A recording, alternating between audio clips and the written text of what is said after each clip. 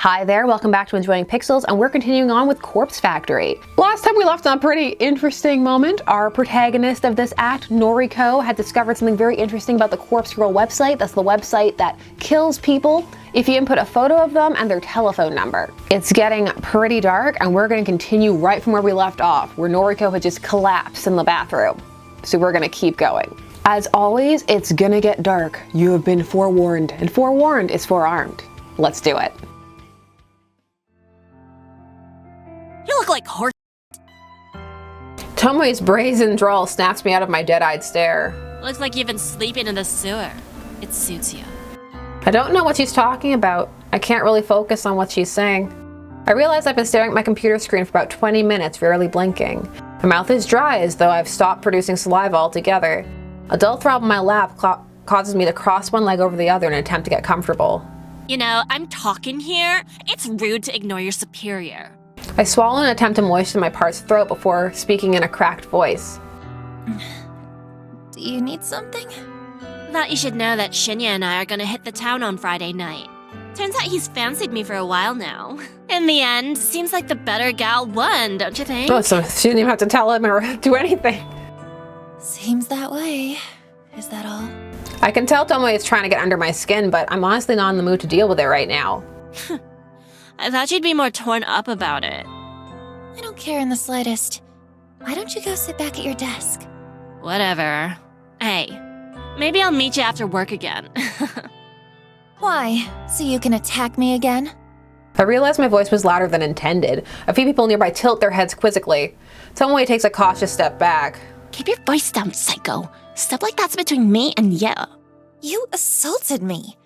I should report you to the police. And then also yourself. Don't you dare.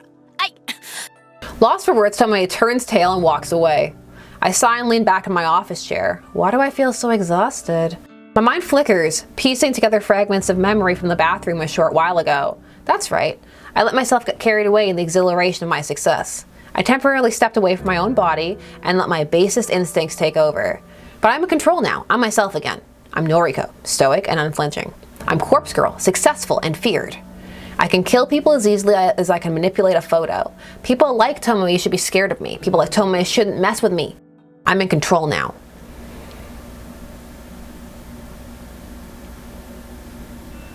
Climbing the steps to my apartment is always such a chore.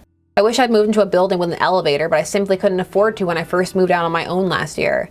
These old apartment buildings creak and groan when you ascend the stairs. On top of that, you can hear the bustling of other people within their tiny homes as you progress up each floor. There's always a slight whiff of mold or mildew whenever I ascend the stairs. I want to chalk it up to the fact the building is so old, but it's possible some of the residents here don't keep their apartments very clean. At the very least, this neighborhood is decent. I feel safe in my home, even if it's small and cramped. And my neighbors are respectful, from what I can tell, not that I really know them at all. In fact, the only neighbors I have regular contact with are the very same ones I leech Wi-Fi from. Some middle-aged divorced guy named Kenji, who lives on the floor below me, and his daughter Momo. Kenji's a decent enough guy. He works overnight, which unfortunately means Momo is left home alone a lot in the evenings. Momo's a sweet girl, perhaps 6 or 7 years old. Occasionally I hear her singing drift up into my apartment, but it doesn't bother me too much. She's just a kid. It's the very same Kenji and Momo that I bump into when I'm climbing the stairs this evening. Oh, good evening. Hello. We're just on our way to get some dinner. Isn't that right, Momo? Yes. That sounds nice. I hope you have a good meal. Thank you. Say, are you feeling okay? You look like you've been in some trouble. There's dirt or something all over that side of your face. I tilt my head and reach a hand to my cheek. Sure enough, dry muck has blended into my makeup and caked over my face. It seems like my eyeliner is smeared as well. Is this from when I fell in the bathroom? Damn it, have I looked like this all day? Oh, right. I try to make up some lie so Kenji doesn't worry about me. I actually fell asleep on the train home, and I guess the seats were kinda dirty. Is that so? Yeah, he doesn't believe that at all. You should wash your face and do your makeup again. I can help if you like. I can't help but smile slightly at Momo's generous offer. Thank you, Momo. I'll be sure to wash up and make myself look nice again. You should go have dinner with your dad. The girl nods resolutely. Well, I hope you're okay at any rate. Have you been working hard at the bank? Oh, Actually, I just work at the head office for the bank, so... Oh, that's right. Sorry. Data something, right? Damn it, I was planning a heist in another visual novel. Yeah, data entry. It's a bit dull, but I'm happy enough. That's good. That's very good. I know it's hard for kids like you to get good work in this economy. When you find a job like that, you really have to hold on to it. It's a cute accent. When I was your age, I could only find cleaning work.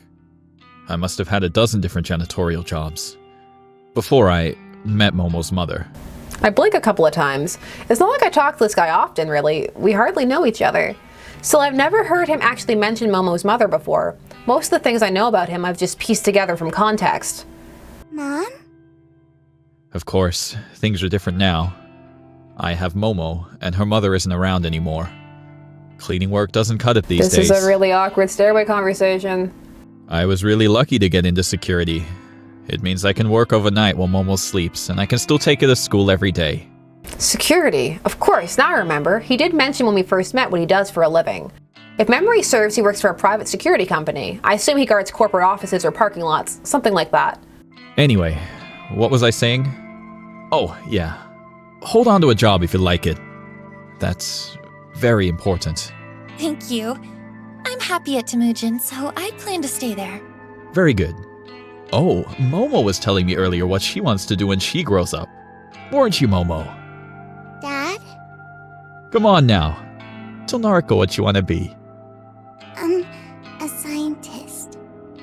Wow, a scientist. That's a great job. I'll be rooting for you, Momo. The girl blushes and hides behind her dad. She's inherited her mother's book smarts, I'm certain. She definitely didn't get her brain from me. Anyway, we're gonna get going. Enjoy your evening, Nariko. Thank you, you too. Bye-bye, Momo. Bye-bye. The two of them bow their heads and follow the rest of the stairs down. I continue up the next flight of stairs, reach the landing, then turn the corner to enter my own apartment. The place is dark because I always make sure to cut the lights before I leave. I can't afford to leave any electricity running. My rent chews through most of my salary as it is. I flick on the lights and feel relief as the living room illuminates. My faithful couch and TV emerge from the shadows and I immediately feel at home. After throwing my keys and bag onto the coffee table, I slump down on the couch. What a day. I have an overwhelming urge to pull out my laptop and check my website for new requests, but my body's needs come first. I'm desperate for a hot shower and food. Eat food. I'll need to cleanse my face, scrape the paint out from underneath my nails, and I'll definitely have to slip into a fresh set of underwear. Whatever happened in that bathroom today took its toll on my body and my clothes. Well, the night is young. I can relax later. For now, it's time to start scrubbing. Oh my god, yes, food. Thursday morning, please eat food. The convenience store is a little more crowded than usual. The mundane chatter of business people, students, and workers buzzes in the air like a swarm of relentless flies. Throughout the drone of mingled conversations, I happen to catch a few interesting words here and there. Have you seen that one website? What do you mean by request a day? My lips curl into a half smile, half snarl. Since he always cheats, I thought I might upload his photo. And you think Corpse Girl really exists? To hear so many people talking about Corpse Girl's website is enough to make my nerves tingle. That's 4 whole people. However, I know they're not talking about it because of Akane Suramaki's death. As far as I can tell, her death wasn't reported to the news as a suspicious case. The only source of information I could locate was her obituary, and that didn't mention anything about foul play, so there's no way anyone could know that Corpse Girl was involved. People are talking about the website in the same way they always have, like it's just an interesting topic of conversation, an icebreaker, one of those things you tell your friends to entertain them. And therein is my issue with the website as a topic of conversation. It's just an urban legend, a point of discussion that inevitably fizzles out and is forgotten. People talk about it, people visit the website out of curiosity, but very few people take action and request a death. That's good, that gives me hope for humanity in this game. That's the part that annoys me. If people don't actively participate, how can I prove myself to the world? How can Corpse Girl claim her victims if there are no victims to be claimed? As long as the website is simply a talking point, a myth, an icebreaker, then Corpse Girl's ambitions will remain unfulfilled. To be fair, I haven't yet provided a compelling reason for people to take the website seriously. The death toll is humiliatingly low. I need to ramp it up and step up my game for Corpse Girl's sake. Until I manage to do that, people will continue to simply discuss the website in hushed tones like it's some taboo fantasy that shouldn't be spoken of. But with some more time and some more victims, soon everyone will know to fear Corpse Girl. Thanks to the constant drone in the convenience store, I barely register the quiet melody of a ringtone. Eventually my ears become clean enough to pick it out. I answer my phone. Hey. Good morning, Noriko. Is this a bad time? Always. Not at all. I'm at the convenience store. Oh, good. I wanted to catch you before work. No worries. I actually meant to call you yesterday, but the day got away from me. That's okay. I wanted to ask if you spoke to Shinya yet? I sure did. Guess what? What? You start work on Monday! You'll be doing data entry with me. We might even get to sit near each other. Oh my gosh. Really? Are you telling the truth? Of course. When have I ever lied to you? Oh, Noriko. I'm so excited. Thank you. Thank you so much. Does this mean I can quit the maid cafe now? Yep. Quit today if you can. Oh my gosh. Thank you. Thank you. Allie, are you crying? I'm so happy. Making Aoi so overwhelmingly happy feels really good. I care so much for this girl. Her happiness is vital to me. I owe you so much. And Shinya too. I know. I'll buy him a gift to give him on my first day. Do you think he'll like that? Find the newest crime novel you can. Yeah, I'm sure he will. That's a great idea, Aoi. What does he like? Crime! I managed to spill the answer to that without having to think twice. Crime novels. Oh, really? Oh, his dad is a detective, right? Okay, I can get something like that. Right now, I'm going to march into the cafe and quit. You tell him. Good luck, kid. Okay, bye, Noriko. The call ends and I smile. Aoi sounds so happy. I'm really glad that I could help her out. She deserves to be happy. I barely have time to select a can of coffee from the line of refrigerated shelves before my phone rings again. Huh? Aoi? Sorry to call again, Noriko. Something was bugging me, so... What's up? Did I, this is going to sound stupid. Did I thank you for getting me the job? Oh, yeah, you did. A few times, I think. Okay, phew. I just wanted to check. It was bothering me, and I didn't want to come off as ungrateful, so, you know what? Just to make sure. Thank you, Noriko. Okay, I'm going now, really. Bye-bye. Bye, Aoi. The call ends and my brows furrow. That was strange, but maybe not so strange for Aoi. I guess she really wanted to be polite. I shrug it off and return to selecting my coffee for the day.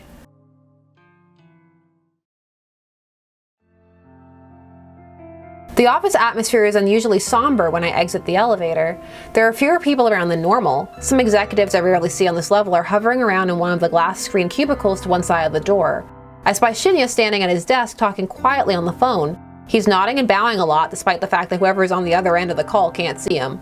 I want to ask somebody what's going on, but nobody seems to notice me arriving. I shuffle my way to my desk and sit down. I spend some time looking over a spreadsheet of today's tasks. After going through it thoroughly, Shinya arrives in front of my desk, seemingly out of breath. Noriko, has anyone filled you in yet? No, what's going on? Why is half the office empty? Well, you see, somebody within the company died yesterday. Oh. Oh? Somebody we know? Shinya shakes his head slowly, his expression gravely serious. Nobody you would have interacted with. She was an exec, up on the 21st floor. Apparently, she never showed up yesterday, but her coworkers just assumed she was taking a personal day. People started getting the news in the afternoon. She was involved in some sort of accident, and now she's... Dead? Shinya glares at me, his narrow pupils seemingly accusing me of being tactless. Yes. Dead.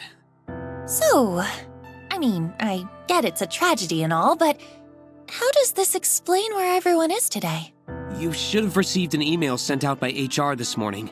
Basically, everyone is being offered professional grief counseling. Seriously? I think some people are taking up the offer, but I suspect some other employees are using the opportunity to skip out on work. Most definitely. Regardless, what happened to Miss Tsurumaki was a tragedy. So unexpected. I blink a few times, getting ready to turn back to my computer. Miss Tsurumaki. Wait, what was her name? Huh? Ms. Tsurumaki. It should be in the email. She had a young daughter and everything. It's really sad. It is really sad. Akane Tsurumaki. Though I've never met her before, her face appears in my mind with startling clarity. Self-asphyxiation. An accident. She worked here. I can scarcely believe it. It's true that this is a massive company with thousands of employees Japan-wide, but still, for her to work in the very same building as me, it's too coincidental. It doesn't feel right. Would I have gone through with killing her if I knew she worked in my building? This scenario creates more questions than answers. The person that requested her death, do they also work here? It would have to be somebody who knows her well enough to want her dead. Odds are high that they work here as well. You okay? I realized that I've been spacing out and I turned back to Shinya. Yeah, sorry. Just thinking is all. Well, grief affects us all in different ways. I think. The details for the counseling sessions are in the email. Be sure to take up the company's offer if you think it'll help. As for me, I think I'll be okay. Some quiet reflection on the matter should help clear my head. Yes, it's a new day and a new drink. Don't think about it. Clicky. As for me, I think I'll be okay. Some quiet reflection on the matter should help clear my head. All right, Shinya, let's do it. Sure, okay. Plus, I have a date with Tomoe to look forward to. It's important to look ahead in times like these, isn't it? I think I read that somewhere. I'd be scared of that date, but that's because we know a bit more about Tomoe. Ugh, yeah, that's what they say. Very well then. Do your best today, okay? Always. Right. Get the heavy metal on. Shinya takes his leave and I let my shoulders slump. I killed someone from my office building, but I didn't know that at the time. Could my involvement be traced? You just spent the entire first half being like, so clever, no one could ever find out. No, I was careful to cover my tracks. I deleted the photos from my computer, discarded the burner phone's SIM card, and trashed the phone itself. There's no way anyone will find out I was involved, except they totally will, or this game would be over pretty quickly. Besides, I don't even know if authorities are treating the case as a murder. As far as general information goes, it would seem like it truly is being treated as an accident. I'm in the clear. I know I am. However, I sure would like to uncover the identity of the person who requested Tsurumaki's death. No, you can't change the name of the game now. The thought that it could be someone I work with makes me way too curious. A new room. Despite work being eventful this morning, the rest of the day passed quietly. Oh, the bedroom. Even Tomoe kept her distance from me. I wonder if I scared her off when I casually mentioned reporting her to the police. Not that I actually would report her. That would lead to the police getting mixed up in my life, and I can't really have that considering my moonlighting occupation. Especially now that I know I have a connection to Tsurumaki. I brushed my hair in front of the mirror in my bedroom. I removed my makeup and revealed the ever so faint bruise on my cheek, the fading token of my fight with Tomoe. Since tonight is rather cold, I decided to snuggle up under the covers in bed with my laptop. I crawl into bed and pull the plush blankets up over myself. The warmth and softness is immediately comforting, and I have to fight the urge not to fall asleep here and now. To keep myself awake, I check the requests on my website. I'm pleasantly surprised to find there are 2 new requests. 2 in one day! My heart begins to race and I quickly open the messages. The first message reads, request details. Today, 11:14 a.m. local time. Victim's phone, image attachment not found. No image attachment? What? I thought I configured the website to reject requests unless an image is attached. This is really irritating. I got my hopes up for nothing. It takes me a second to remember that there's another request waiting. My optimism renewed, I hurriedly click into the unread message. Request details. Today, 5:06, local time. Victim's phone, downloading image attachment. Yes, this request has been submitted correctly. The image is loading before my eyes. I'm like loading like those old school like dial up beep beep beep. The new victim is male, early 20s, he's fit and athletic looking. His clothing is casual, so it's impossible to infer what kind of work he does. The photo of him is pretty simple. I don't know if he uses it for his noise profile or if it's an ID photo of some sort. Either way, he looks like a happy person. I'm not so naive to pretend I can't guess at the reasons this guy is wanted dead. Perhaps an ex has submitted his details after a bad breakup, or a jealous sibling wants him out of the picture. People's motivations are purely selfish. Requesting the death of somebody is guaranteed to be motivated by self-interest. Not necessarily, at all. So why is somebody wants Uramaki dead? She was so plain looking, so uninteresting. She didn't look like she was capable of even thinking about wronging somebody. The judgment in these statements, oh my goodness. Did somebody want revenge on her? Did someone simply find her so dull that the thought of her have to recover the savagery, that the thought of removing her from the planet seemed appealing? I interrupt my own thoughts and return to the task at hand. Dwelling on a past victim won't do me any good if I want to continue my streak of success. This new guy is attractive. It's almost a shame to have to chop him up. Well, we all get what's coming to us. No sense in trying to avoid scarring a pretty face. Beauty is superficial anyway. I know that as well as anyone. No one deserves to be spared just because they're good looking. Beautiful people should suffer as much as anyone else. Beautiful people do suffer as much as anyone else.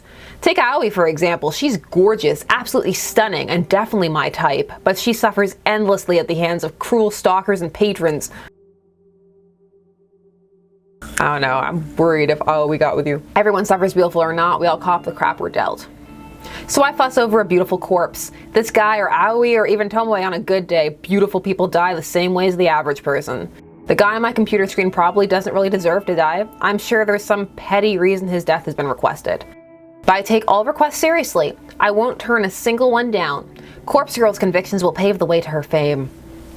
With a smirk and a lick of my lips, I get to work. I've got a nice clear photo here, so I can go all out on the request.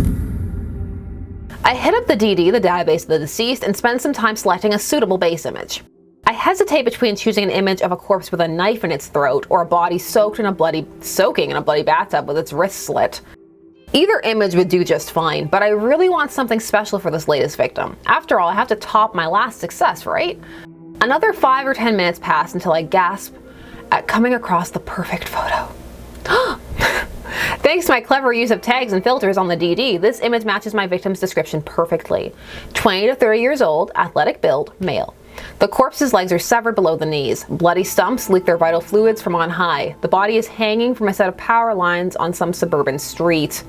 It's perfect. Beautiful even. It will help me create a beautiful death for a beautiful person.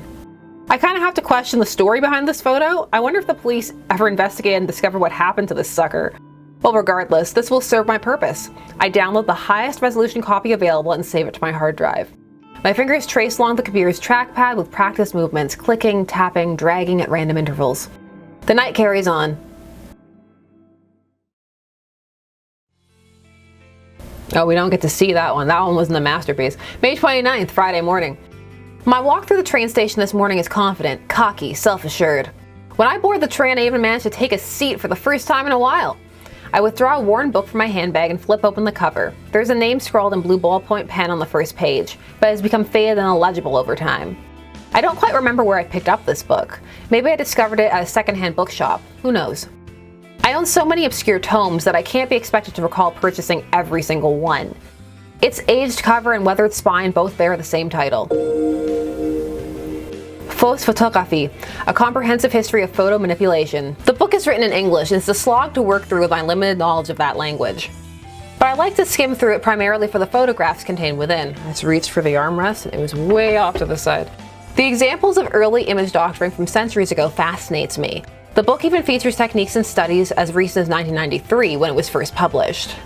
It's true that a lot of the techniques discussed within are no longer relevant in today's digital age. However, there's a hearty section dedicated to the art of manipulating corpse photos, something that I am indeed very, very interested in.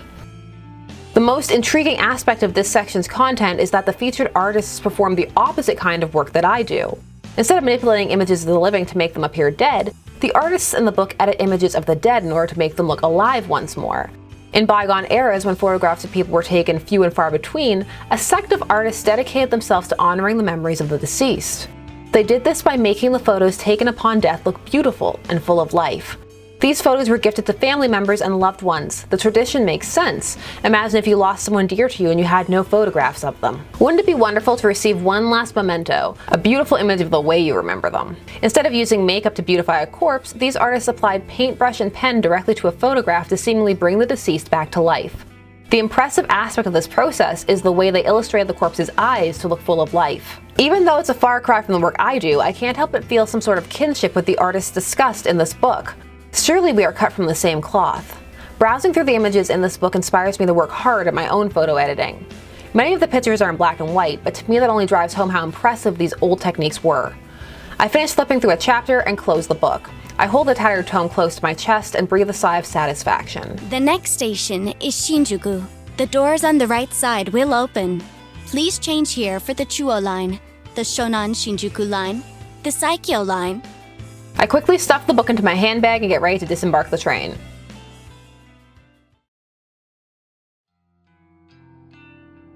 When I'm certain nobody is looking, I carefully open the lid of the large dumpster in front of me. The stench of rotten food and who knows what else assaults my senses, and I reflexively gag and splutter. The staff at the convenience store really need to seal their trash in plastic bags before tossing it in here. Ugh, this is disgusting. I have to stop doing this. That is the voice of someone who's going to keep doing this more often. The raised open lid locks into place at a 45-degree angle, allowing my now free hands to retrieve a small black object from my handbag. It's a flip phone, a cheap plastic thing with a shiny charcoal finish. I open it up and tap on the retro tactile keys, confirming that I've completely deleted all sent messages and photos. Nodding to myself, satisfied that I've covered my tracks, I eject the battery from the back of the casing and toss it into the dumpster. I then snap the phone in half along the hinge, separating the screen from the keypad. The screen crunches into pieces with a gratifying underneath my shoes. I retrieve the smashed parts from the asphalt, careful not to prick my fingers on the sharp glass. With hardly a glance, I unceremoniously launch the broken parts of the phone into the dumpster.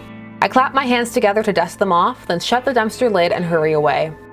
I sidle between the brick wall of the convenience store and a narrow metal railing intended to keep people like me away from the dumpsters. Now in front of the convenience store, I finally feel I can breathe deeply without fear of inhaling the toxic contents of the dumpster. I let my lungs take their fill before nonchalantly crossing the street. That takes care of my latest burner phone. Before leaving the office building, I cracked the SIM card in half and disposed of it in the combustible trash. Now with the phone itself destroyed and discarded at a different location, my mind is at ease.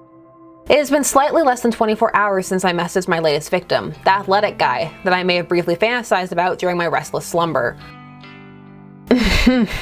My general rule of thumb is to keep a burner phone for exactly 24 hours after sending a photo. However, I made an exception today. I wanted to discard the phone early, clear my anxiety, and get a full night's rest tonight. Besides, it's not like anyone ever replies to the messages I send. I'd love it if they did, but it is what it is. So really, there's no point holding on to the evidence of my wrongdoing for longer than necessary. If memory serves, I wrote tomorrow's date on the latest victim's timestamp, May 30th, 10:31 a.m. The victim may decide to kill himself today, of course. He could end up like Akane Suromaki. But if he's anything like her, he'll hold out until just a few hours before the designated time. He'll let panic and fear boil and build inside him until he just can't take it anymore. Or someone else will come along and end it all for him. I can't be sure. I still don't know what happened to Rui Hatano. Did she kill herself? Or did someone else snuff out her? She was on a scarecrow pole. Either way, I'll start researching obituaries tomorrow. I'm confident that this will be another successful request. If it is, I'll truly be on a winning streak. With butterflies in my stomach, I cross the road. Crunch, no. On my route home, I usually like to trek through the small park close to my apartment, providing the weather is decent. I avoid the park in the mornings as a lot of people walk their dogs, and I can't risk my allergies flaring up before I reach the office. In the evening, the park is much emptier. I suppose I finish work a bit earlier than most people, so while everyone else is so busy, I can enjoy the fresh air and scenery. I make my way along the neat, broad dirt path that connects one side of the park to the other. Wooden benches line the path at regular intervals, and at this time of the evening, it's common to see a homeless person or two using a bench as a resting place. This city has more homeless people than the general population would care to admit. I try to not think much of it as I walk by every day. I already know that many people have it worse off than I do, but there's not exactly anything I can do to help, right? Should I be giving these people money that I can't afford to spare? Wouldn't I just end up homeless as well? I'm not exactly broke, but I live month to month on my salary. It's expensive to live on the outskirts of Akihabara, and commuting to Shinjuku every day isn't exactly cheap either.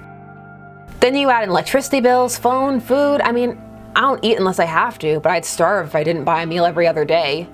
And don't even get me started on the cost of the coffee I drink. If I'm lucky, I can score a can for 100 yen, but more often than not, I'm paying up to 150 for a single can. Even if I were to buy canned coffee in bulk from one of those huge variety stores like Don Coyote, I'd still only save a handful of loose change. And I wouldn't have access to the familiar selection I get at the convenience store. I'm just thankful I don't go out for drinks after work like most of my colleagues. If I had to buy a few rounds of beer every week, my bank account would definitely dry up. By avoiding that kind of group outing, not only do I save money, but I'm also not forced to spend more time around people. It's a win-win situation. Realizing I'm trudging along the path at a snail's pace, I tell myself to speed up my gait. Toward the exit of the park, the silhouette of two people on a bench come into view. The sound of laughter carries on the wind, and I can't help but feel like I've heard the voices before. 'Cause of course you have. As I draw closer, a sinking sensation clutches at my stomach. I immediately get the urge to turn around, but I'm so close to home. Ha! It's Noriko! Fancy seeing her here. Just trying to walk through the park and murder people. Noriko's here. Tomoe and Shinya! Tomoe glares and flips her long hair behind her ear with a shit-eating grin on her face. Shinya looks kind of out of place outside of the office. His face is filtered by an especially uncomfortable expression. I start to wonder why these two are here, but then I recall that Tomoe did mention they were going on a date on Friday night. I suppose it's just my bad luck that I would run into them on the way home. Though what are they doing here in Akihabara? I have to assume that Tomoe came here on purpose just to spite me. On your way home? Uh-huh. How's your, date? Why are you so obsessed with me, Tomoe? Is it because you're interested? Because no, you don't want any of this. She's a murderer. We're having a blast. Right, Shin? Yes, of course.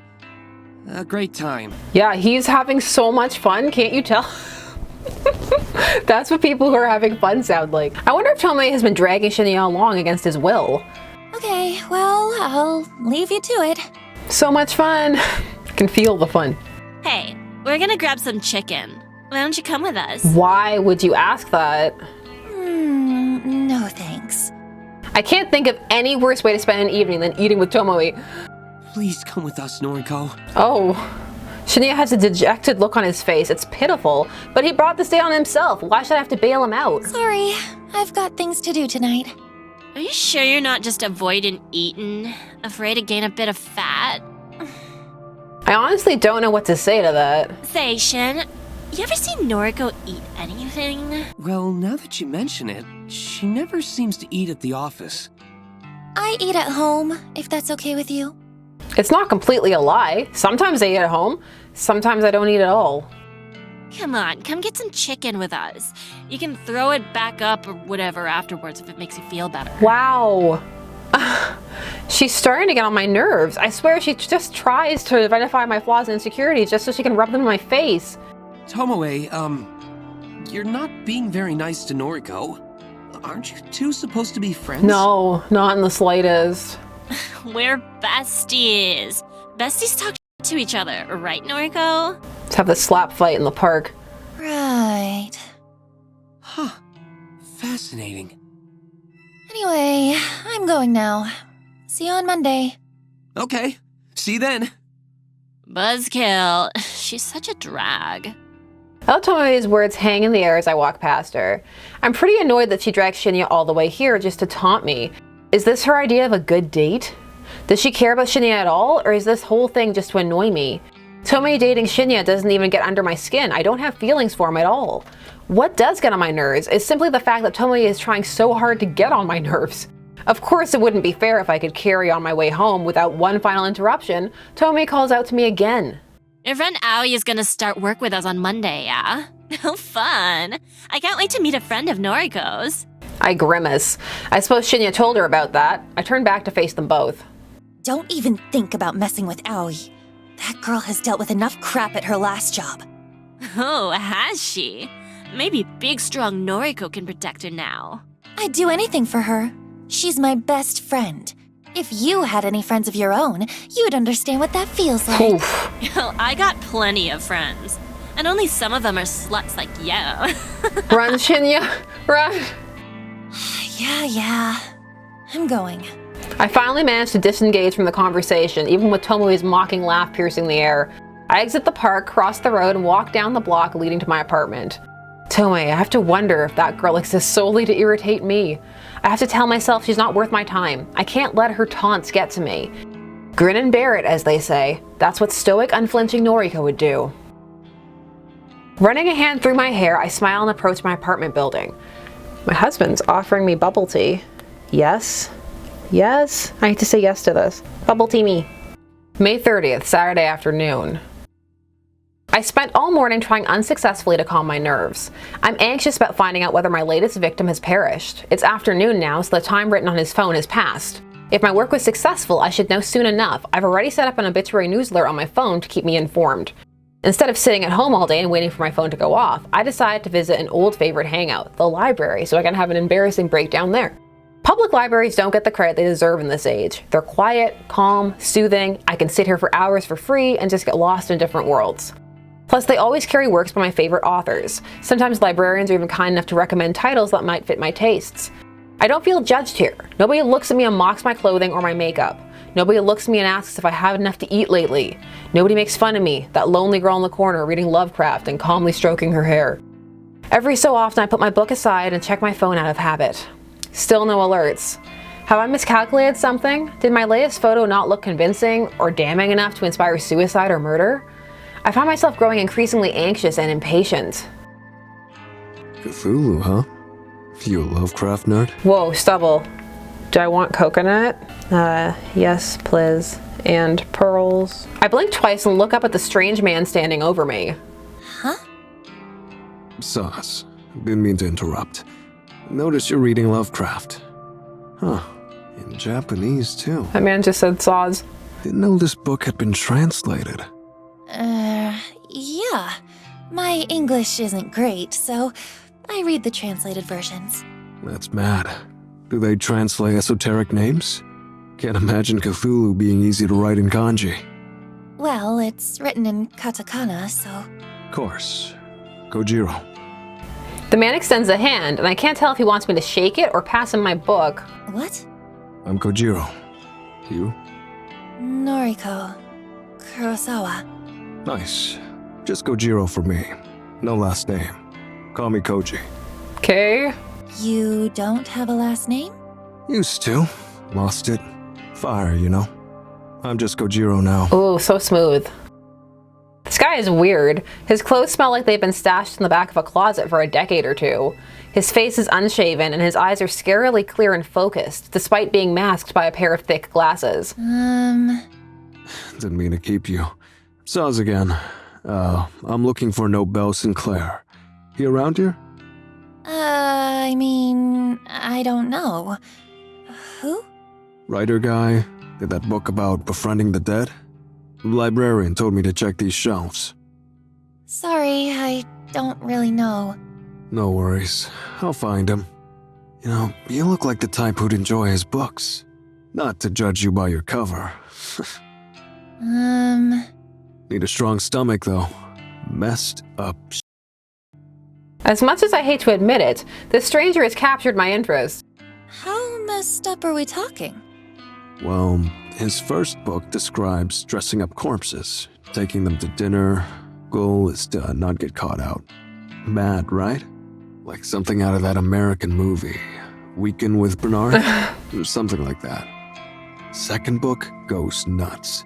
Main character fills the school classroom with bodies, all dressed up as students. Runs lectures and records them, puts them online. Best part? No one can figure out if these books are fiction. Internet says Nobel Sinclair actually did these things. Says he's doing time now, writing these books as a confession. Interesting. Right? It's deranged. Makes for a good bedtime reading. Huh. You a noise? Well, of course you are. Yeah. You? Yeah. At Koji. Add me if you like. We can talk shop. I'm gonna find Nobel. Wish me luck. And without so much as a glance back at me, the man walks away. I try to return to my reading, but that whole conversation just replays back in my head. What a bizarre encounter.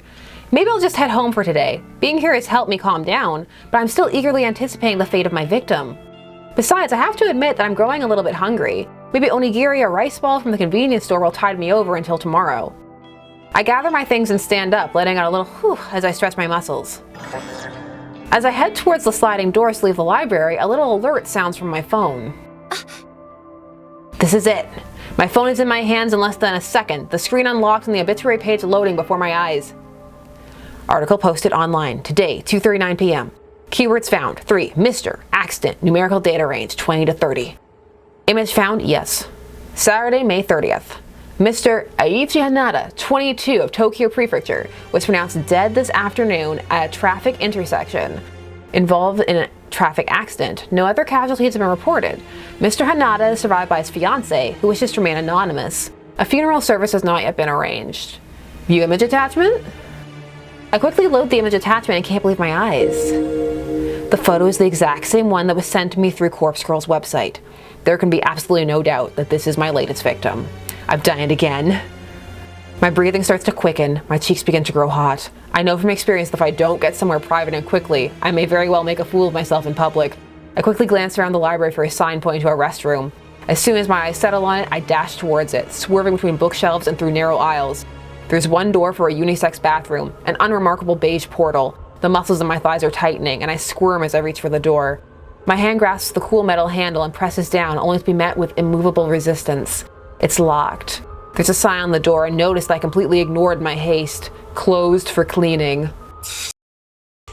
I curse despite my best efforts to keep a low profile. My head turns frantically, looking for somewhere, anywhere that I can sit down and remain out of sight while my body reacts erratically, that's a word for it, to my latest success. Yo, you busted? This guy, you busted? Why is he so hip? I need to use the restroom. I hope you can't tell the expression on my face is not one of desperation to use the facilities. On it. To my surprise, Kojiro strides up to the restroom door and begins to slam his fists against it. Hey, cleaning time is over. Get out of there. I hear a panicked yelp from within. Kojiro's commanding voice was more than a little intimidating.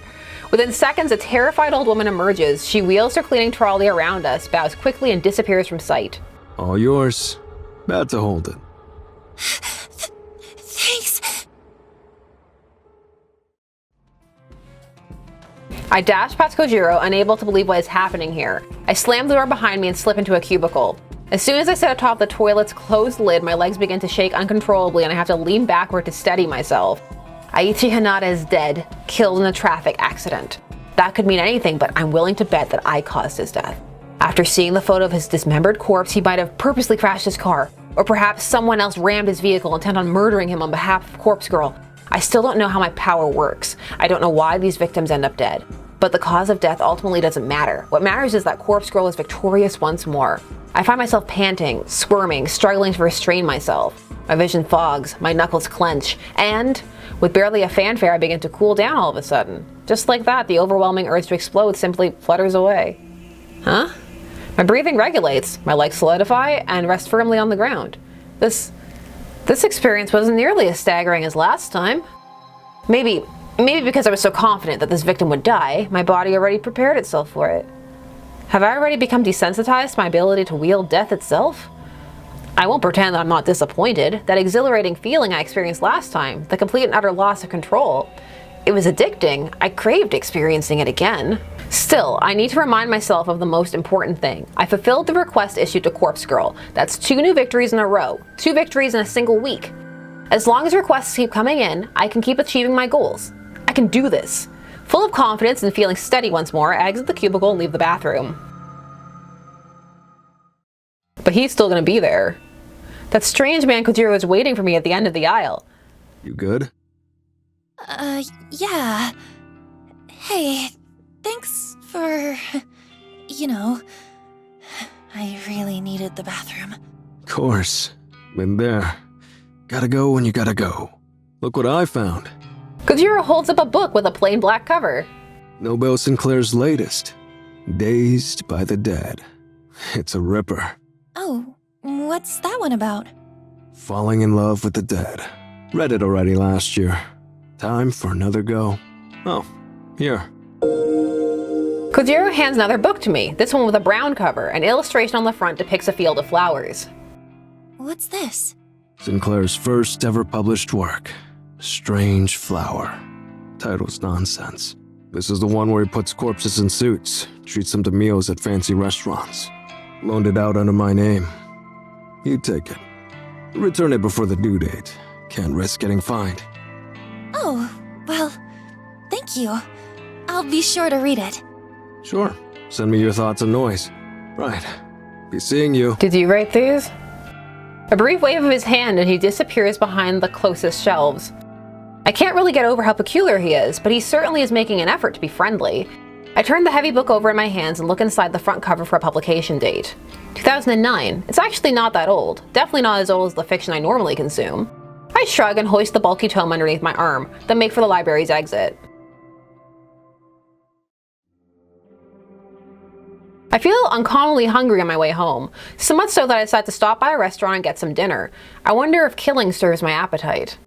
I often pass this establishment when I exit the train station in Akihabara. It's an old venue that serves traditional Japanese food as well as popular Western dishes. To say that I've always been curious about eating here would be accurate. I've been working hard lately, achieving my goals. I can afford to treat myself to a cooked meal, right? Why do I find it so hard to justify that? I'm even going to eat at a booth tonight, another rarity for me. A waitress guides me to an empty booth and I slide in before looking at a menu. The house specialty, according to the menu in my hands, is grilled eel. Not exactly my favorite. In fact, seafood of any variety doesn't sit well in my stomach. I decide to pass on the specials and order something I know I can digest. Omu rice sounds good. I used to eat it a lot as a kid. Omelette rice and ketchup was not to like. Plus, it's only 700 yen before tax. The waitress returns to take my order, and I confidently point out what I'd like. She offers me a smile and hurries off to the next table. Perhaps my recent victory streak has given me my courage a boost, because I hardly feel awkward or anxious sitting here, surrounded by people eating and drinking on all sides. I'm somewhat calm and at ease amidst the hustle and bustle of the restaurant. I almost feel like it might be nice to have company. A friend perhaps. Aioi or even Shinya might be nice to talk to and pass the time with. Oh well, anyway, I do have some company. I retrieve a book from my handbag, the very same book Kojiro lent to me, and I open it to the first chapter. Strange Flower. An odd, apparently meaningless title. Still, it comes highly recommended by an eccentric stranger, so it must be good. My meal arrives when I'm a few pages into the book. I thank the waitress and look at the omu rice before me. It smells good. It's presented beautifully. I can probably eat at least a quarter of this portion without feeling ill. I pick up a spoon and slice through the middle of the omu rice, causing a puff of steam to billow up.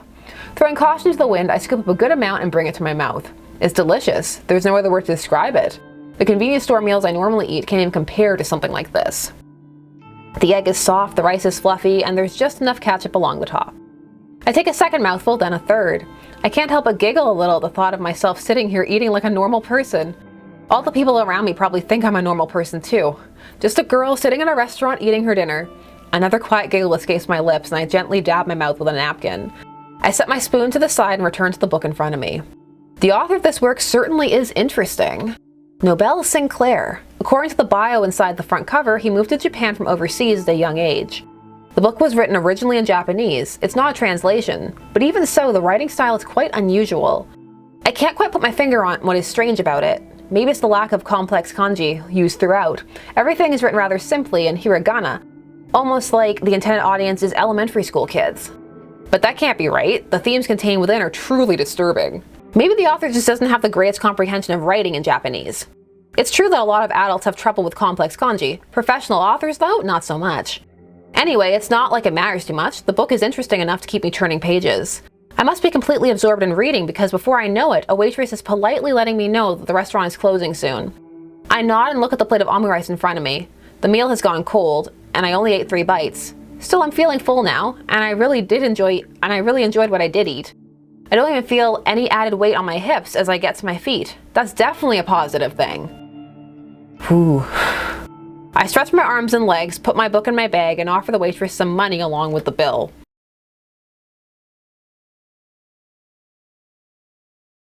A blast of frigid night air nearly sweeps me off my feet when I step out of the restaurant. If I'd known the weather was going to take a turn for the worse, I would have brought my scarf and jacket.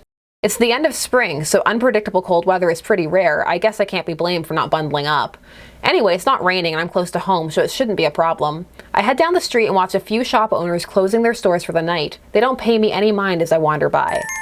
My phone bursts to life and rings out in the quiet night air. I grab it and press it close to my ear for warmth. Hello? Aoi? Noriko? Hello? Is this a bad time? No, I'm just walking home. You're out at this time of night? That's not like you. I stopped somewhere to eat. What's up? You stopped to eat? Say, about the new job. Hmm? What is it?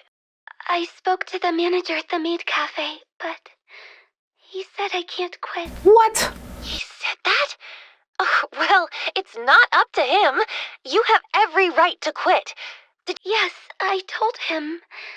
But he said he spent so much time and money training me that if I quit now, he'll treat it as stealing from the company and he'll call the police.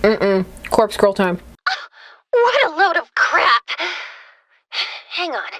Are you at the cafe now? Yes, I just finished my shift. We're closing up. I'll be right there. I'm only a minute away anyway. I'm going to give your manager a piece of my mind.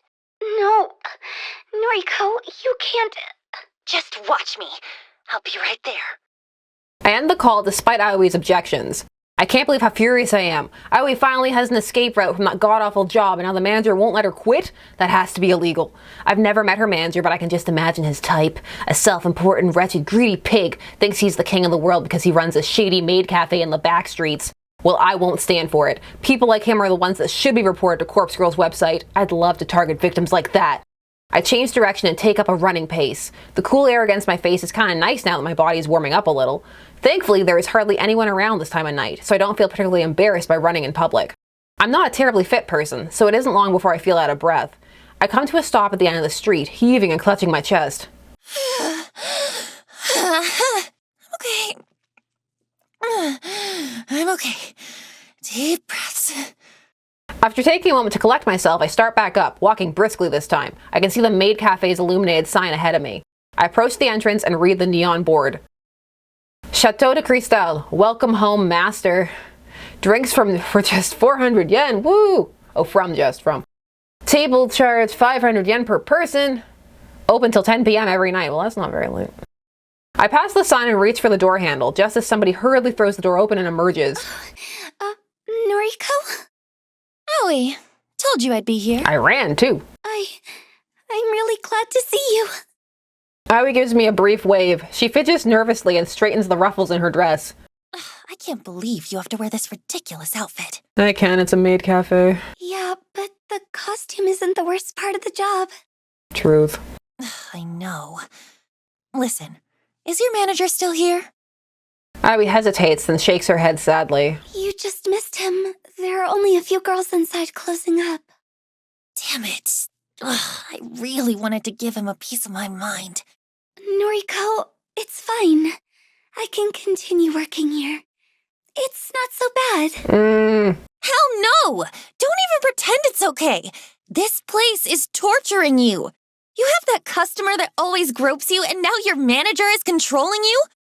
I won't stand for it, and you shouldn't either. But what can I do? I'm honestly stumped by the question. In all my hastiness to get here, I never even thought through a plan for Aoi. Damn it, that heartbreaking expression on her face. I just want to grab her, hug her, tell her everything's gonna be okay.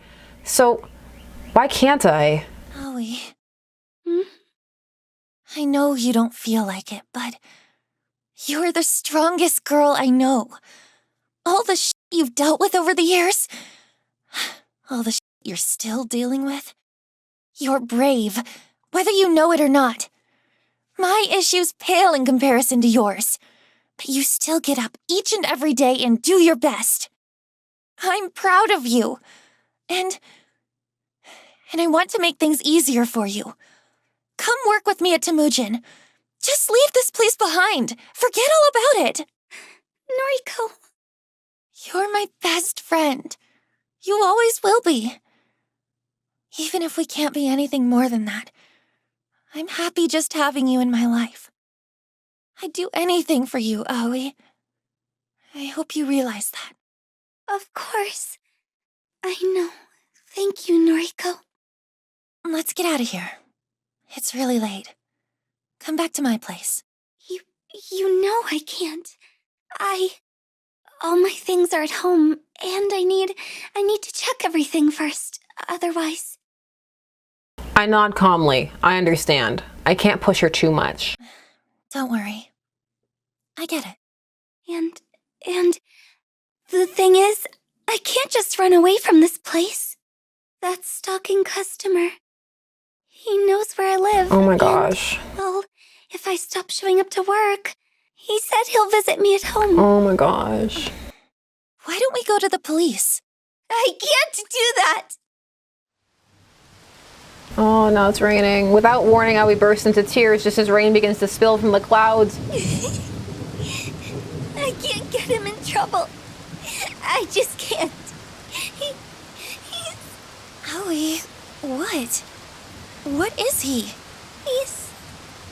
family. Oh no. Ooh, a gust of wind blows down the narrow street, causing my hair to whip wildly in my face. I brush it out of my eyes and mouth, only to see Aoi standing still, her head down. The stalker. He's... family? I could never bring myself to tell you.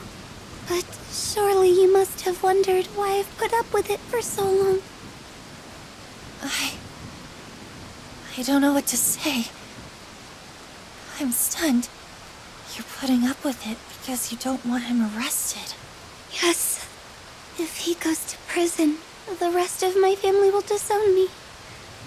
Then I'll truly have no one. This is really depressing. You have me. You know what I mean. I'm just going to go home for tonight. Thanks for coming out to see me, Noriko. Aoi turns on her heel and strolls away, the click-clack of her shoes against the wet pavement echoing through the street. Aoi. She doesn't hear me breathe her name as she disappears into the darkness. That poor girl. There has to be something I can do. A choice. Oh my word. I was unprepared. Whoa, what are we gonna do? We'll save it so we can make different choices later on, because there are different endings. I know we've just been reading for some time. Go after her. That's the first instinct. Follow Aoi. I can't let her go. I can't let her just walk away as sad and helpless as she is. My legs lurch forward of their own volition. No, my volition. Propelling my body through the rain-soaked street. Aoi! Aoi, come back! My shout echoes in the night, my weightless words falling through the air like the very rain that patters against my face. Aoi's silhouette is just out of reach. If only my weak body could pick up its pace, I might be able to reach her before she fades away. Stop! Oh. Her unexpected command fulfills its purpose. I halt, my shoes skidding along the wet ground. Aoi's closer than I expected her to be. Perhaps due to some trick of the light and the rain, she simply seemed further away to my tired eyes. Aoi, please. Let me help you. There's nothing to be done. Why can't you take a hint? You just never give up, do you? You just want to smother me. No! You don't trust me to handle things on my own. No? That's not it. I just care for you so much. I know that. You think you haven't made that clear in the past? Rarely have I ever seen Aoi this angry. She's well past the point of being simply upset now. She's truly furious. Have I overstepped a boundary? You're not my guardian angel, or my savior, or whatever. This is my life, Noriko. It's not your sick fantasy, where you swoop in and act like my knight in shining armor. Oof. Aoi, Shut up! Just shut up! You always take it one step too far. I mean, true. So maybe this was the very in character choice. Just leave me alone. I can't get another word in before she vanishes into the night. I reach a hand out into the darkness like some foolish attempt to stop her, but I know it's pointless. She made her thoughts perfectly clear. She doesn't need or want my help. Even if she cares for me, she doesn't love me in the same way I love her, and I don't think she ever will. I sigh and look up at the thick cloak of clouds above. The rain continues to fall.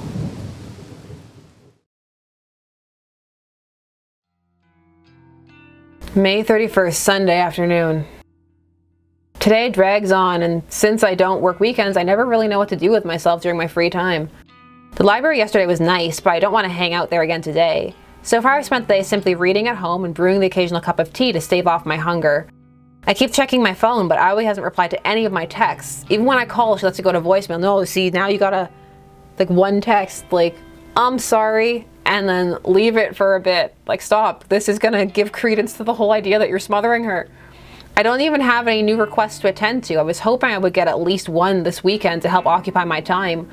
To take a break from reading strange flowers, I decide to browse through noise and see what's happening in my social circle. Though I'm not close to any of the people I'm connected to, save for Aoi, reading through their posts always lifts my mood. Rather annoyingly, the first post I come across is from Tomoe. Tomoe, 9 minutes ago. Be trippin' if they think they gonna steal my man. We thick as thieves. He getting lucky tonight. The garbled post is accompanied by a photo of her and Shinya getting cozy together. Shinya looks more than a little nervous. I'd be willing to bet that Tomoe is the first girl he's ever snuggled like this. I can't quite figure out why she's so interested in him, or why he's into her for that matter. At first I thought Tomoe was just trying to bug me, to annoy me by pursuing someone she thought I wanted.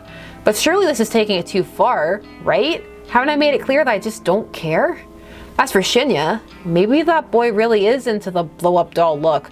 I guess I understand him less than I originally thought. I noticed that I've been frowning while looking at Tomoe's post, so I decided to slam my finger down the thumbs down button. Back when you could see a thumbs down. Or a world where you can see a thumbs down. A little text box below the post now reads, Noriko Kurosawa disliked this? My frown breaks and I smirk. It feels somewhat satisfying to publicly dislike Tomoe's posts. So few sites let you do stuff like that anymore. They couch it and hide it. I can imagine Tomoe's face going tomato red when she reads the notification. With a little giggle, I scroll past the post and keep browsing my feed. As expected, it doesn't take long to find a post from Shinya himself. It's out of character for him, but he's actually not posting about criminal cases and detective works for once. Shinya with a capital S, Fujikawa, 13 hours ago. I never believed in love until I met her. She swept me off my feet and showed me how to become a better man. She makes me want to be the best person I can be. My heart goes out to my darling Tomoe. 2 days together and counting. 2 extra. 2 extra. I look forward to every day because of you. Thank you. I involuntarily gag and continue scrolling. Nothing else in my newsfeed really compares to those last posts. My sister wrote something about her sucky job, and a few coworkers posted about how grief-stricken they were about Akane Tsuramaki passing away unexpectedly. Akane Tsuramaki, followed closely by Aichi Hanada, and long before them both, Ruri Hatano, the one who started it all. 3 strangers, 3 people dead, all because of Corpse Girl. People wanted them dead, and because of that I also wanted them dead. I won't forget their names. When Corpse Girl rises above the muck and filth in this world and becomes truly famous, I'll share a toast to their memories. Until then, I need to trudge forward. I need new targets, new victims to launch Corpse Girl's name into the stars.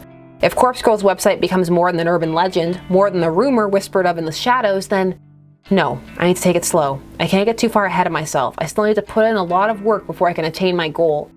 But the only way I can move forward is if more requests come through the website. There has to be a way to promote the site. Flashy advertising is out of the question. I don't want the site looking like a gimmick people can visit simply to pass the time. I need word of mouth, testimonials. So far the site has claimed 3 victims. I need the original requesters to spread the word about how effective the website really is. Yes, that would be perfect, but I obviously can't get in touch with them now. They remain anonymous when they requested death.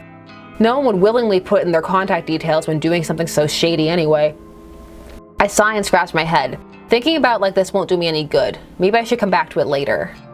I reach for my laptop sitting on the couch next to me. Maybe I'll take just one more look for new requests. You never know, right? I log into the administration panel of Corpse Girl's website and check for notifications. 1 new request. Request details. Today, 3:31 p.m. Victim's phone. Downloading image attachment. Wait, 3:31? This was submitted just a few minutes ago. Where are the chances I would check the incoming request so soon after receiving a new one?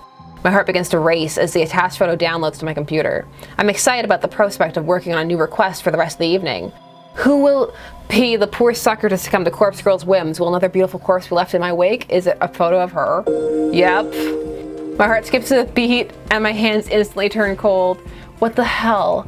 A photo of myself appears on the screen. It's the very same image used for my company ID tag. I'm not smiling in the photo, or in real life. Is this some kind of joke? Somebody has requested my death. Somebody has requested my death. Somebody wants me dead? I mean, it's not that surprising.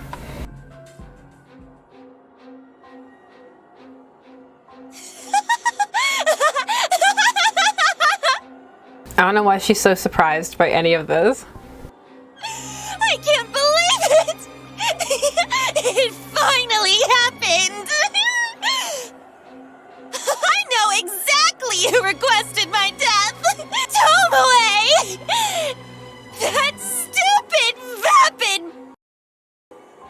Tomoe Watanabe, the one person who hates me more than I hate myself. Of course she's the one who uploaded my photo. Of course she wants Corpse Girl to take care of me. She's been looking for somebody to test the website on. Her noise post from the start of the week confirms that. And she has been getting increasingly obsessed with tormenting me lately. I'm willing to bet that when I disliked her latest post, it finally triggered her to request my death. Tomoe, you brainless whore! I am Corpse Girl! In a fit of manic laughter, I set to work dismembering my photo. I'm going to make my corpse look so realistic that she'll think she really succeeded in getting me killed. And then when her guard is down...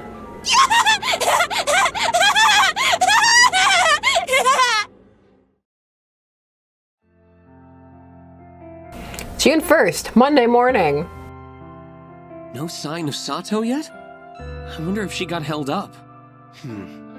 It's not exactly professional to be late on your first day of work. I grind my teeth and hope that Shinya can't sense my anxiety. She'll be here. I don't believe the bitter words that tumble out of my mouth. I sent another message to Ioi's seemingly abandoned phone, not really expecting a reply. If we hadn't followed her, would she have come?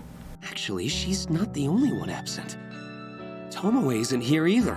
He doesn't need to tell me that. I've been watching her desk like a hawk ever since I came in this morning. There's a small surprise waiting for her in her top desk drawer, courtesy of yours truly. I've been eagerly anticipating her arrival for an hour now. We had a late night last night, so I wonder if she woke up on time. I taste something foul in my mouth. I don't really need Shinya's recap of his night with Tomoe. Don't you have work to do? Of course. I need to. His vocalized thoughts trail off as he wanders away. I return my focus to the keyboard in front of me. As I type, letters scrawl across my screen, seemingly slower than usual. No Ioi, no Tomoe, the static drone of the office environment is just as loud as ever. But without those two here, something feels off. Ioi shouldn't be missing her first day of work. And say what you want about Tomoe, at the very least she's punctual. For her to be this late is very unusual. Kurosawa, a word, if you please. Hello. A soft but sharp voice snaps me out of my thoughts. I look up to find a middle-aged woman standing over me, one hand beckoning in an intimidating fashion. Kotome Ida, an executive who oversees a lot of the juniors on this floor. I deal with her a few times a week. She's a serious and critical person, but I've seen a warmer side of her when she chats with colleagues of her own level. Miss Ida, did you need something? Please, come with me. I reluctantly rise from my chair and follow her through the office. She leads me to one of the glass-screened cubicles that line one wall of the office, special spaces reserved for meetings and temporary workstations. Take a seat. I follow her instructions, sitting down on one of the bright and colorful plastic chairs that fill the small enclosure. A new employee was supposed to start work today. Sato, an acquaintance of yours, if I'm not mistaken. That's right. I've been trying to get in contact with her. I see. You understand that it doesn't reflect well on Sato's character if she can't arrive on time for her first day of work, correct? Yes, I understand. Believe me, it is very out of the ordinary for her to do something like this. I'm sure. Fujikawa recommended Sato for the job based on your personal request. You need to be aware that since Fujikawa holds rank over you, he is the one who will be reprimanded for hiring an unsuitable employee. Now, I wouldn't go so far as to say that he will be punished. Rather, his recommendations will be denied for the foreseeable future. And any attempt he makes to climb the ladder, so to speak, will be vehemently refused by the other executives. Isn't that a bit extreme? All of that because of one temp employee that didn't show up for work? That's the way these things go. I've seen it dozens of times. The reason I'm telling you this is because you should feel some sort of responsibility to apologize to Fujikawa. I had no idea. Honestly, Enough. This isn't an open discussion. Apologize to Fujikawa, and see if he will find it in his heart to forgive you. And please advise him to seek employment elsewhere. I don't foresee his career with us flourishing anytime soon. I think we should both quit. This place is too intense. That's all. Kotomi abruptly exits the cubicle and leaves me alone sitting in a stupid-looking green plastic chair. I take some time to compose my thoughts before also walking out. I don't know what to say to Shinya. I don't even know if I should say anything. Surely Kotomi is being a bit extreme in effectively halting Shinya's career at Temujin. This is all because I recommended Aoi for the job? I feel like an idiot. But how was I to know that Aoi would prove unreliable? And still, it's far too extreme. Kotomi is out of line. Something else is at play here. I can feel it. Maybe Kotomi wants Shinya gone for her own reasons, but I can't imagine why. He's a junior employee and not exactly the type to step on anyone's toes and make enemies. I return to my desk in a bit of a huff and slump in my swivel chair. My eyes fall on the empty can of coffee next to my computer screen. I begin to wish I'd purchased more than one this morning. Glancing over the top of my screen, I can see that Tomoe still hasn't arrived. Maybe I'll have to wait until tomorrow for her to find the gift I left for her. I'm sure she'll love it.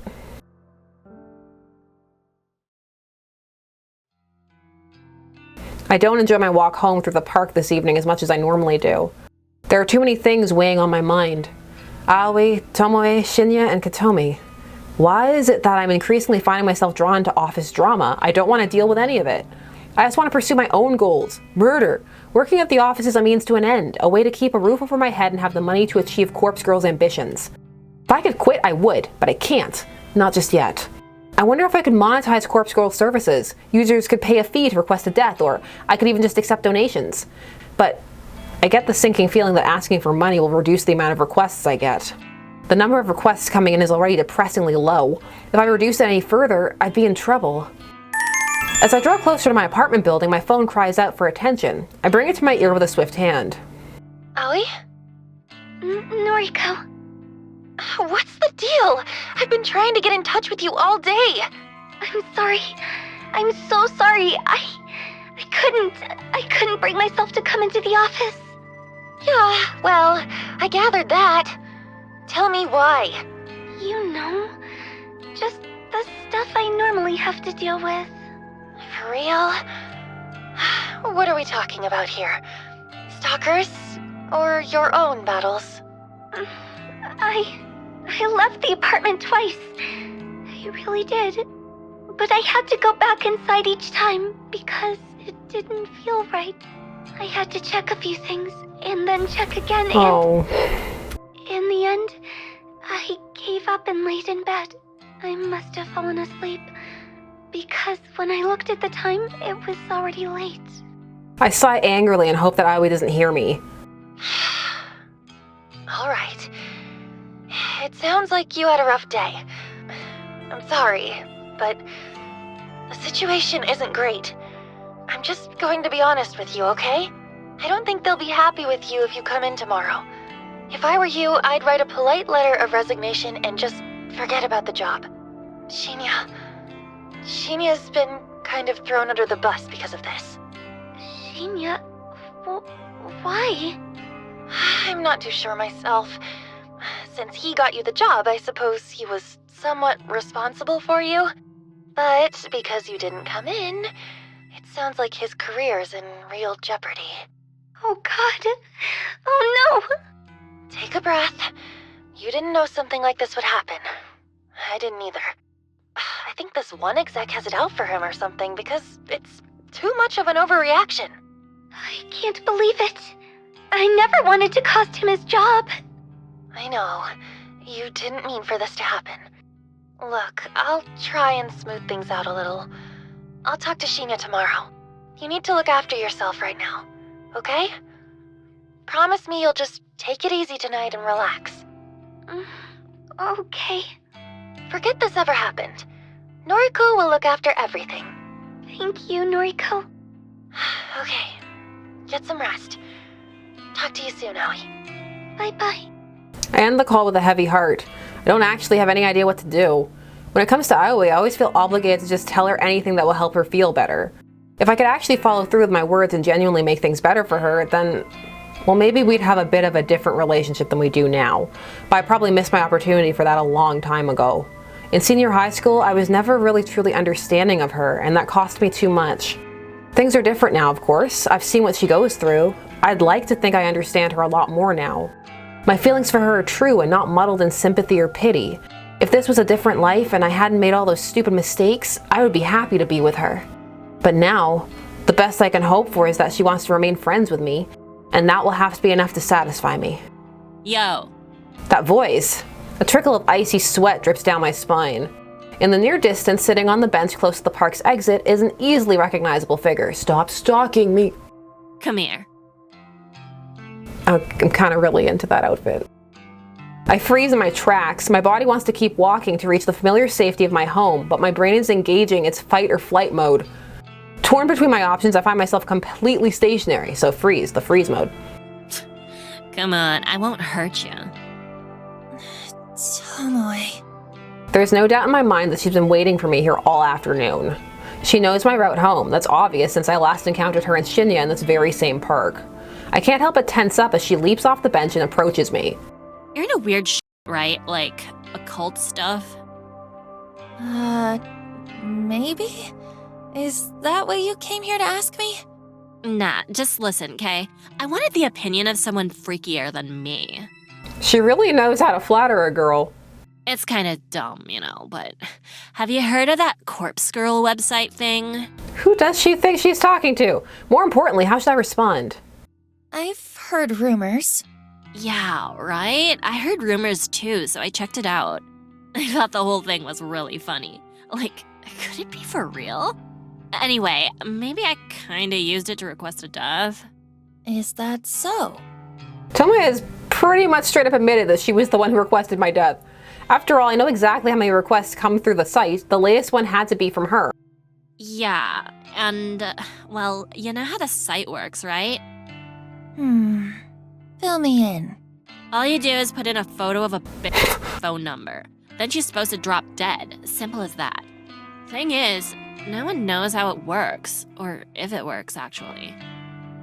Right.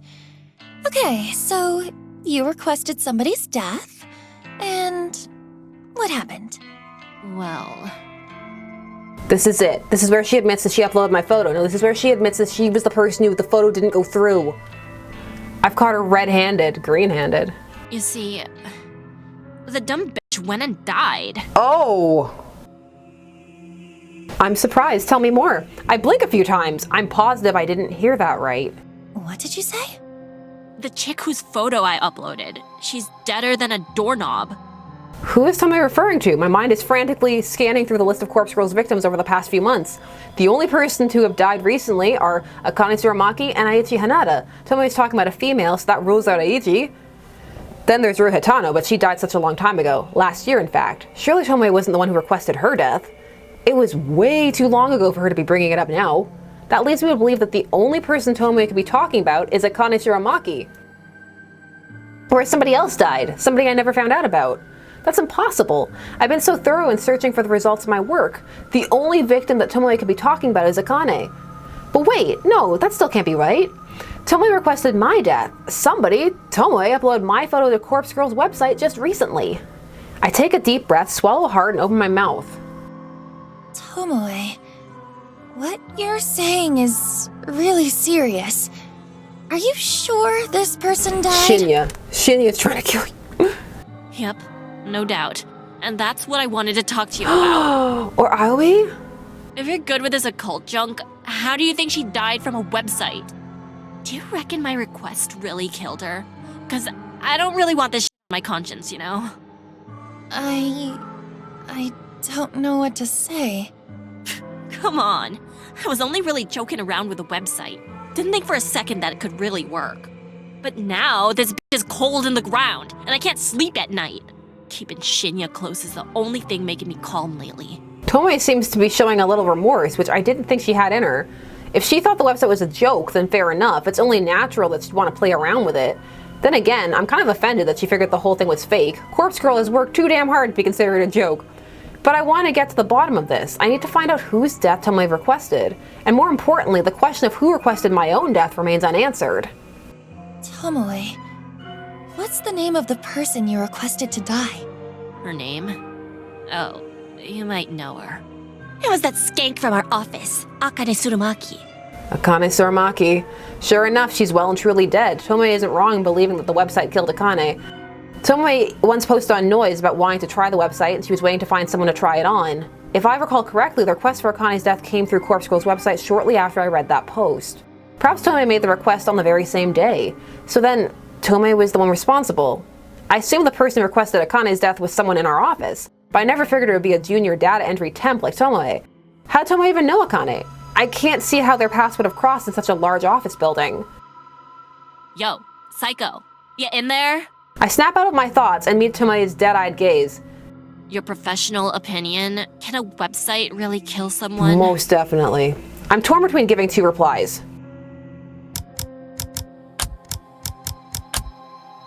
I'm ready. I could state that I believe the website worked and therefore help increase Corpse Girl's credibility, or I could play it safe and make sure I'm not suspected of any involvement.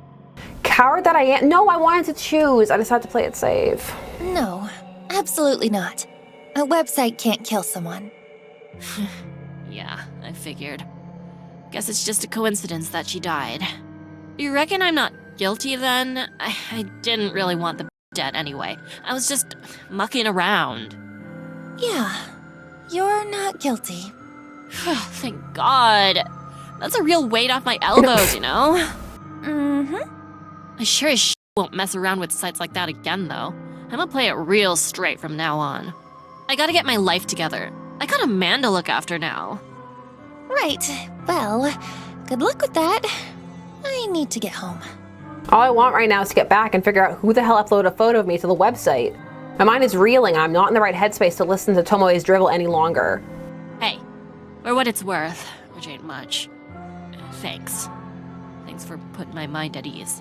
I know we ain't always seen eye to eye, and, well, nah. That's about it for now. For a fleeting moment, I imagined that she was about to apologize for assaulting me last week.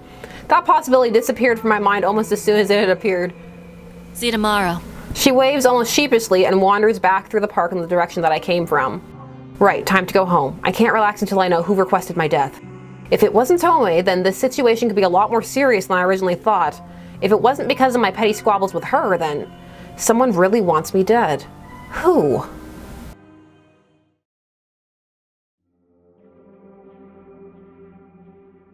I can't sleep.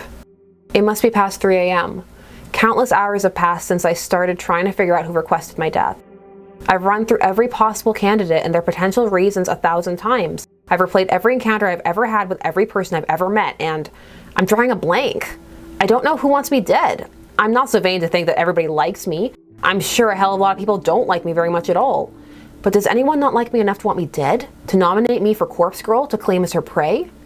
I take little solace in the fact that my life isn't actually in danger. Corpse Girl's victims are only brought low by my hand. Though my convictions are strong and I never refuse a request, taking my own life is absolutely out of the question.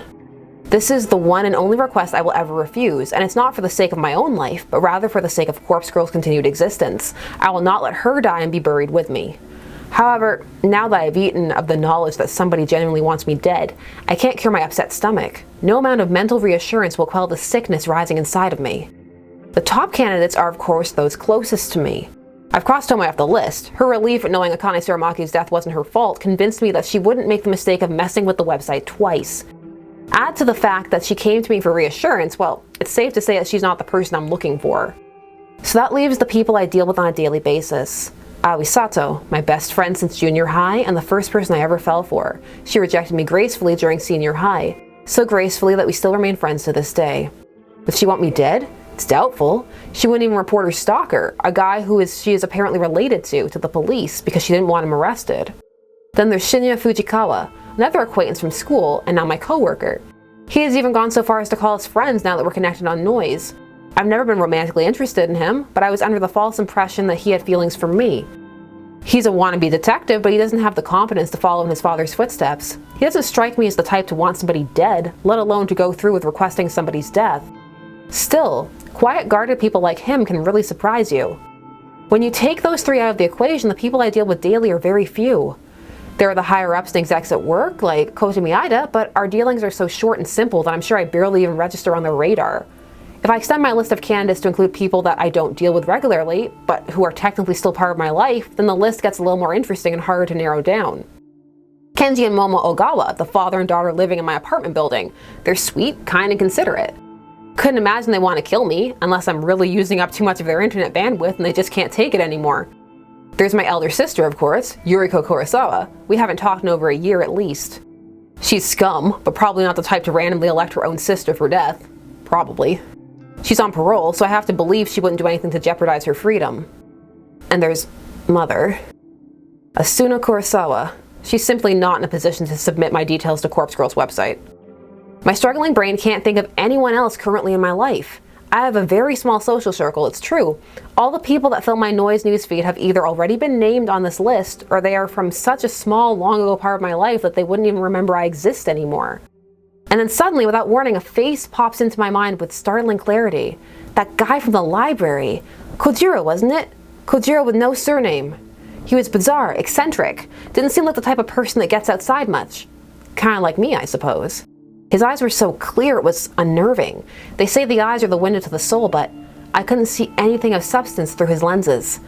Out of everyone I've mentally listed, he seems like the person most capable of taking someone's life. That's a biased opinion based on little to no knowledge of him. It's just the impression he gives.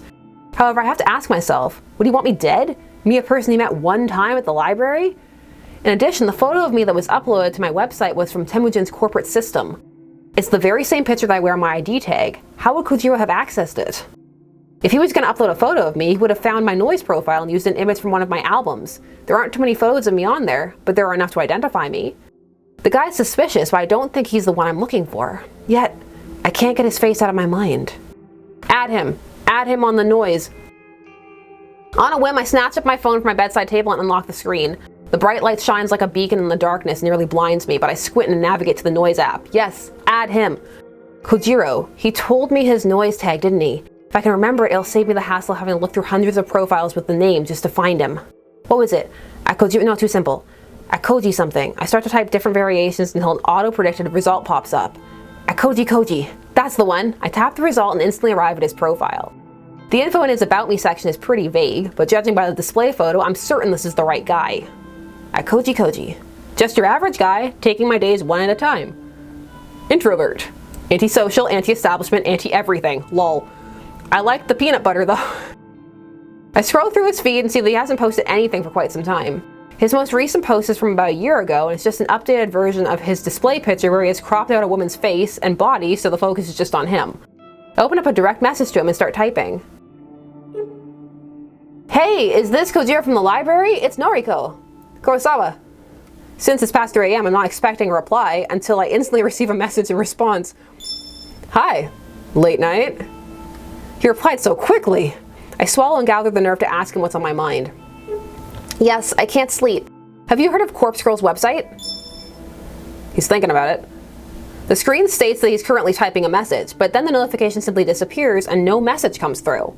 Is he ignoring me? Then, yes. So he does know about the website. The question is, was he already familiar with it, or did he just look it up after I mentioned it? What are your thoughts? Is it real? Yes, love it. Big fan. I see, me too. Have you used it? No. Well, no, not yet. Don't hate anyone enough. It's hard to get a sense of his emotions through his replies. I can't tell if he's being sincere or not. The struggle of the digital age. Wait, have you used it? Tell me. Tell me details. Does it work? No, I haven't used it, but it's popular in my office. I don't know why I wrote that or why I ended the message with a question mark. I shake my head and wait for a response. Okay, let me know if you use it. Might be work for me. Might be work for me? What does he mean by that? Work? Yes, I store cadavers, dispose of later. I don't understand. Hospital morgue, storage and disposal. He works at a morgue? I noticed a strange smell in his clothes when we met, and now it makes sense. I gag a little and express the urge to vomit. So if someone dies, they get sent to you, even for like suicides and murders? Yes, all sorts. Worst are crash victims, have to mix and match limbs. Have you ever received a victim of Corpse Girl's website? Impossible to know. Maybe. Who can say? Have a name? A name? Can you look up the names of bodies he's received? Can you look up such a thing? If you tell him, then he'll know you're a Corpse Girl. Yes, cadavers are ID'd mostly. Know a victim? Should I ask? Will doing so put me under suspicion of being associated with Corpse Girl? 100%. Hello? I can look now, at work. I start to nervously bite my fingernails. I know I won't gain anything from finding out if he's dealt with any of the victims, but Morbid curiosity tends to get the better of me. Sometimes I just have to know. Akane Suramaki. Okay, a second. No, correct spelling?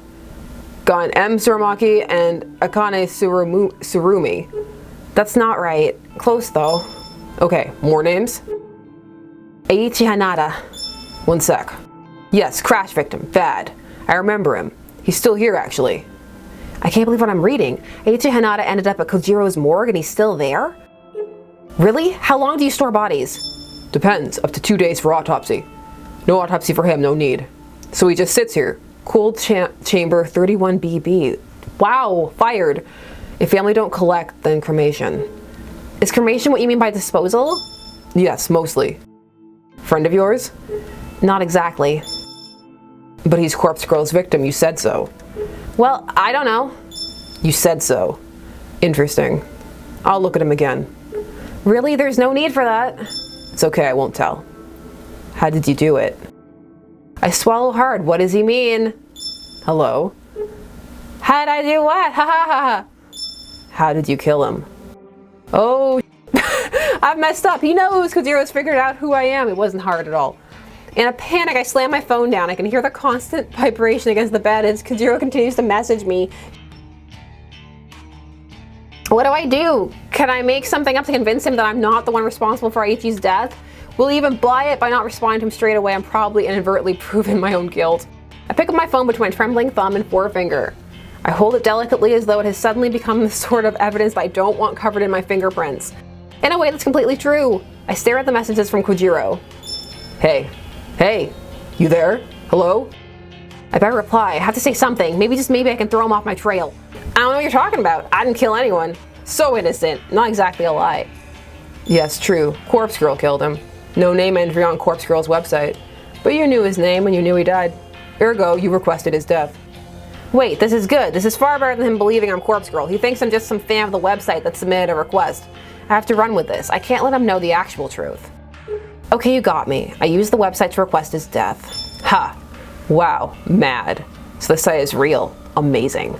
This is exciting. Are you happy he's dead? I decided to take a leaf out of Tomoe's book and act more innocent than I really am.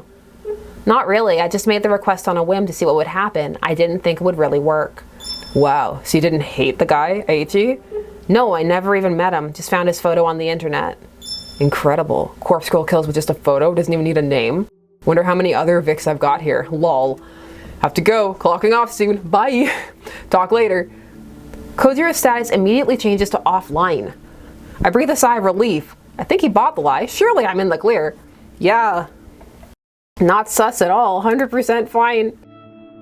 But this whole conversation was an exercise in stupidity. I nearly shot myself in the foot because of my own insatiable curiosity. I shouldn't have contacted Kojiro at all. The only positive thing to come out of this is learning that Kojiro works at a hospital morgue. I could potentially take advantage of this, but my sleep-deprived brain can't quite work out how. Well, I can dwell on that later. For now, I really need to sleep.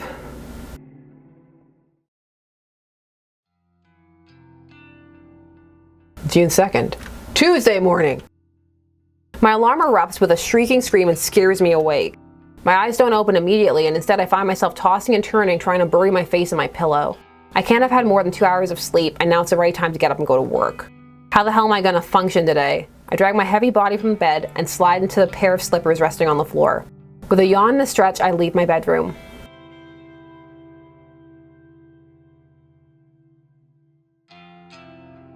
Alright, we're gonna have to leave it there for now. It's been quite a bit where the plot is thickening. Who's trying to kill Kurosawa? Who would want her dead except for so many people? It's of course got a lot going on, and we're gonna continue. See you later. Thanks for watching Enjoying Pixels. Bye.